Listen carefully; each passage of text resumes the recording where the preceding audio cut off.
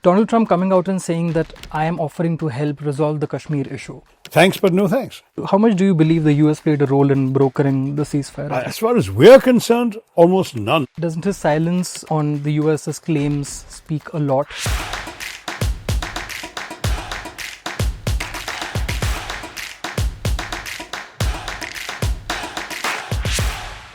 Operation Sindoor. What are the actual objectives of the operation that India has managed to achieve? The terrorists can't march in with impunity, kill our people and march out.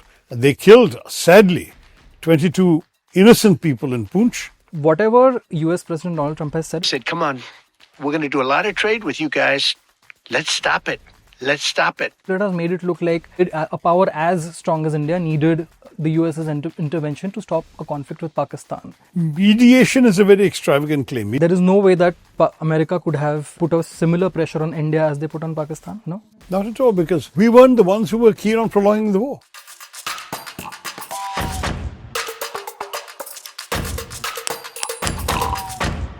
Dr. Tharoor, welcome to the Quint and welcome to my show, Badi Baatein. I read this book and what a wonderful, quick insight into the Constitution of India.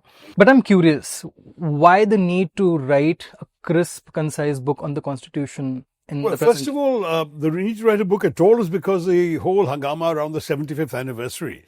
There were so many debates and speeches and articles and so on. My publisher said, you've got to do a book. And I said, oh my gosh, I'm working on something else. He said, no, do a quick one.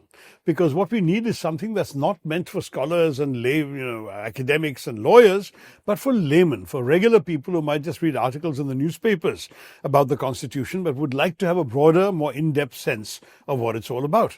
So that was the challenge. I'm increasingly discovering, I don't accuse me of writing for the TikTok generation, because I do have hefty books also, but I'm also discovering that some of my shorter books have been able to bring attention to subjects that at greater length they might not have. I mean, for example, there have been some very good books on Nehru, very good books on Ambedkar, and yet they don't sell that many copies because they're intimidating. They're hundreds of pages, many volumes, serious scholarship. Whereas what I have been trying to do with both my Ambedkar book and my Nehru book was to give the relatively casual reader pretty much insight into all aspects that matter of the lives of these people, what they stood for and what their legacy was. And to that degree, those two books have done far better than anyone expected. So by the same logic, you want people to know about the Constitution. Let's not give them something so hefty that they'll feel they've got to be doing an LLB course. Let it be something that they could have read in a newspaper article, but rather long newspaper article, 111 pages after all, but which gives them all the funda so that you've got the basic facts and dates and elements and all the key issues, all the debates around the Constitution and sparked off by the Constitution that have occurred are all there. But they're there in simple, accessible language without excessive detail or excessive legal citation. You've written in the book that the principles laid down in the Constitution are the bedrock of the Indian society. Sure. But what we are really seeing in present times is a lot of conflict when it comes to these principles, be it around language, custom, culture, religion. Various studies show that minorities, are feeling unsafe more and more in this country, which goes against the very basis of the Constitution of India. Do you worry that the Constitution will become a mere document which is very easy to circumvent? Because what many are saying that not following the constitutional principles is going unchecked and isn't really having consequences, including for people in the political space. No, that's not entirely accurate because the judiciary exists to make sure that the Constitution is upheld. The fact is that the Constitution is a living document. It's been amended multiple times and it can be interpreted differently. Where it is not honored, or where it's violated, there are punishments available. And it depends very much on the competent judiciary to impose those punishments for these violations. Secondly, if you look at the Constitution, Ambedkar Sahab said way back in 1949, he said, look, any constitution, you can write a very good constitution, but if bad people operate it, it'll be a bad constitution. You can write a very bad constitution, if good people operate it, it'll be a good constitution. In other words, a lot depends on how we work the blessed document, and at different times it's been worked different ways. Talking about Operation Sindoor, for different people, that operation played out differently. For families of the victims of the terror attack, it was about revenge. For people sitting here in Delhi who have no consequences of the war but are calling for it, it was about chest thumping and one-upping Pakistan. For the armed forces, it was actually, and the government, it was actually sending a strong message to Pakistan that terrorism will not be tolerated anymore. What are the actual objectives of the operation, do you think, that India has managed to achieve? I think the most important message we've sent is that the terrorists can't march in with impunity, kill our people and march out. That basically there will be a price to be paid. And what's more, the nature of that price will keep going up. 2015 Uri, you stopped observing the red line about crossing the LOC. You crossed the LOC and you hit them in the bases that sent the people who had attacked Uri. 2019 Pulwama, you not only violated the LOC, you violated the international border and you hit Balakot. 2025 Pahalgam, you violated the international border, you violated the LOC, and you went and hit them in the heartland of the Punjab, where 67% of the population lives. Yeah. But that's where the headquarters of these terrorist organizations were known to be, and we struck them with great precision, striking precisely individual buildings where the LET was known to be training. Now, this is the kind of stuff that sends a very unambiguous message, and I believe that message has been heard. At the same time, we said from the very beginning, this is not the opening salvo of a long war. We're not here to fight a long war. We're here to teach you a lesson, and we're willing to stop. Now, if you fight back, we'll hit you hard. You hit us, we'll hit you. You stop, we'll stop. And that's exactly how it played out. It took them 3 days, and they killed, sadly, 22 innocent people in Poonch. They've hospitalized 59 others, some of whom are still fighting for their lives. So it's not been a good development whatsoever. We've also hit them back, and Mr. Modi said today that 100 people have been killed. At the end of the day, there's been killings on both sides.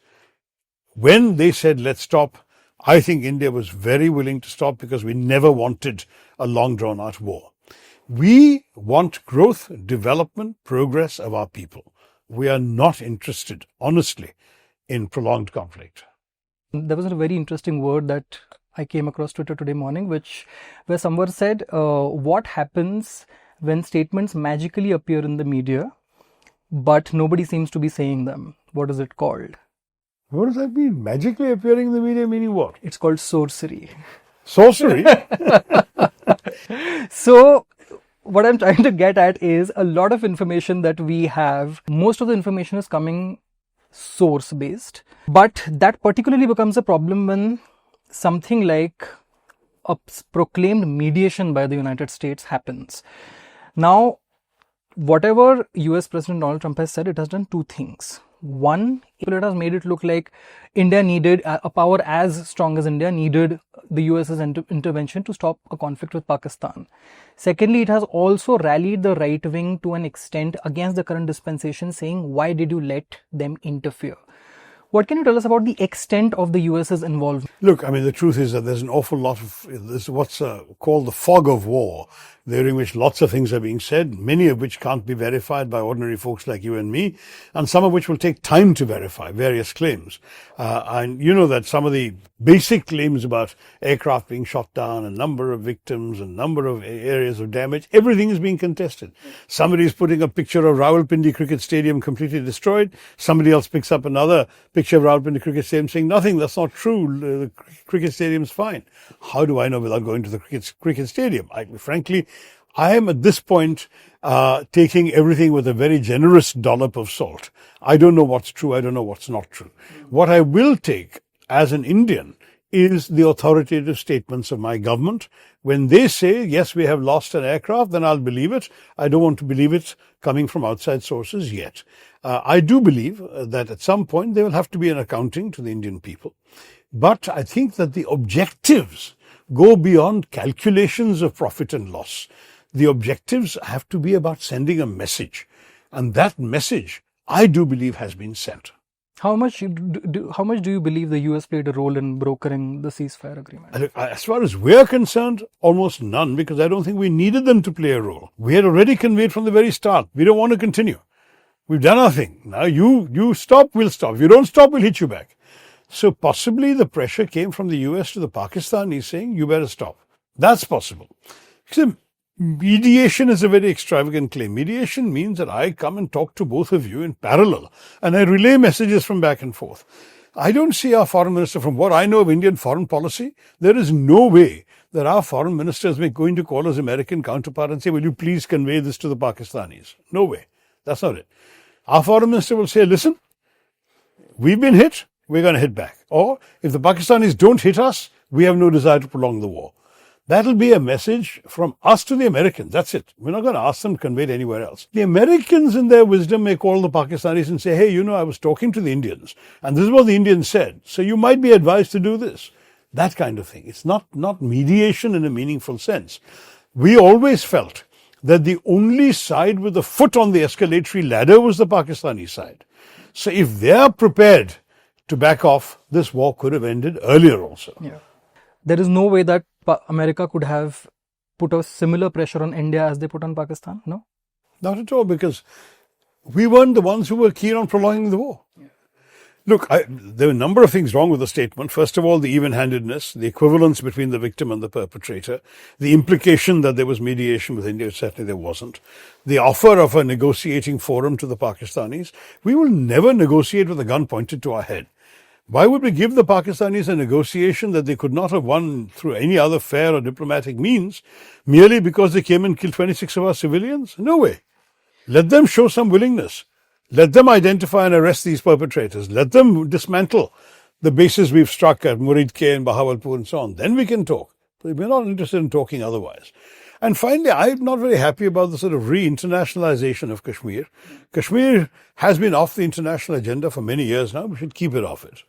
And we are not happy about the hyphenation of India and Pakistan. We had dehyphenated the two.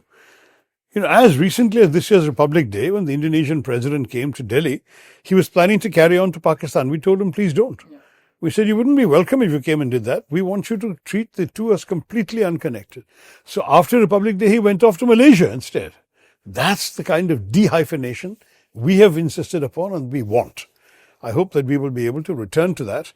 And certainly we will not be complicit in any of these things being perpetuated, even by our good friends in Washington. Donald Trump coming out and saying that I am offering to help resolve the Kashmir issue. For India, Kashmir has never been an international issue. It has been an internal issue, whereas Pakistan has been trying to internationalize the Kashmir issue. Does it to an extent legitimize Pakistan's claim or an attempt to make it international? If he were to be involved, it would. But that's why we shouldn't encourage him to be involved. We should very gently and firmly convey, thanks but no thanks. Doesn't his silence on the US's claims speak a lot? It's being questioned a lot. Even in the address, he did not mention the US, unlike his counterpart, Mr. Shahbaz Sharif. Yeah, because honestly, we don't give the US any credit as far as I can tell. I don't think the US had any role whatsoever to play in our decision to end. We had already signaled from the very start we would end as soon as the Pakistanis did. If they persuaded the Pakistanis, great. But certainly we don't accept the idea there was any mediation, nor do we accept the idea of mediation. You have dedicated this book to Dr. Manmohan Singh. Yes. How do you think he would have dealt with an ongoing conflict like this? Look, Dr. Manmohan Singh, remember, is acting in a particular context. When 26/11 happened in 2008, we had actually seen that happening at the end of a protracted period of peacemaking. There had been the back-channel negotiations with General Musharraf's people. There had been almost near agreement on a settlement. You had the Pakistani Foreign Minister Shah Mahmood Qureshi in Delhi that very day, trying to negotiate for a broader, more liberal visa regime. It's in that background you have to see his reaction to 26/11. So he saw it as an aberration. He said, we've got a civilian government that really wants good relations with us. Unfortunately, we have some, criminals whom we need to crack down upon. And so we tried the route of sanctions, of putting them on the UN Sanctions Committee list, or putting Pakistan on the FATF grey list. We did all of these things, shared intelligence information, gave conclusive proof of the Pakistani complicity, much of which was confirmed by British, German, American intercepts. All of that was done. And hope was that it would teach the Pakistanis a lesson for some time. Sadly, it didn't. Then there was still again a peace attempt when Prime Minister Modi became Prime Minister. He invited Nawaz Sharif to his inauguration. They exchanged saris and messages to their mothers.